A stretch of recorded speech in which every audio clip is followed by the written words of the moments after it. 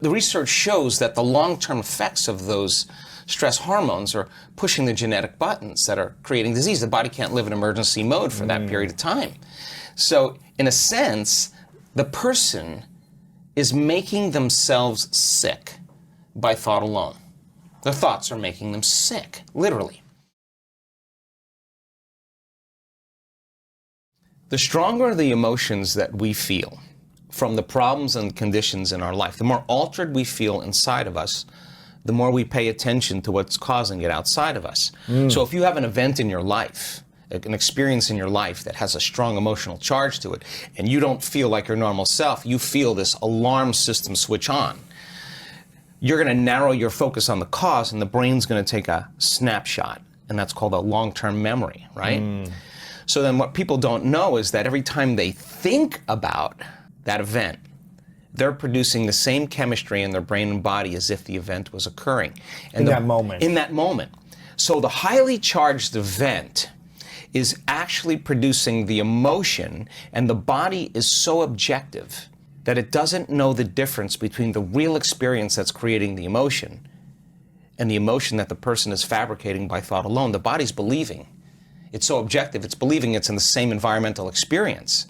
So the highly charged emotional events, some people think of their ex, and the thought of that person makes them sick. Makes them feel out of balance. Wow. So, and one image, one thought in their mind makes them feel out of balance. So all you need is an image and an emotion, a thought and a feeling, a stimulus and a response, and you're conditioning your body emotionally into the past. So now, the memories, and this is just not in the brain now, it's in the body, okay? So now, that thought of that person is actually creating a response in the body that's consuming the body's energy for growth and repair, consuming the body's energy to create, because in survival, it's not a time to create. In survival, it's time to run, fight, and hide. So the problem is that it becomes a subconscious program. It's no longer a conscious process. It now is a subconscious process. So now the body has been conditioned into resentment, into unhappiness, into fear, anxiety, whatever it is. And so this is back to our concept of bringing love into your life.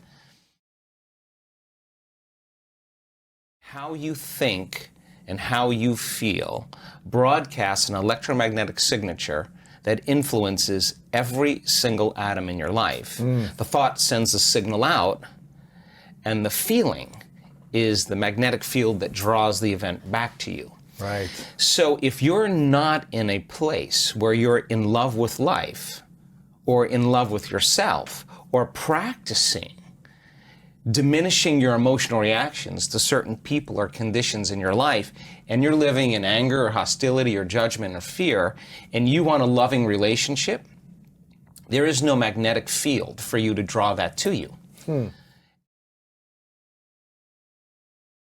If you wanted a true relationship where it was fundamentally based on this concept called love. Now let's talk about that, because we practice this a lot in the work that we do.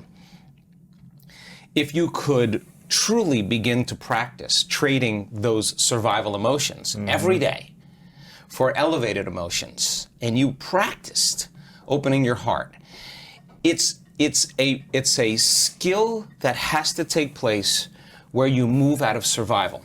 So people say to me, well, I can't open my heart, I can't feel love. And I say, well, what do you practice feeling?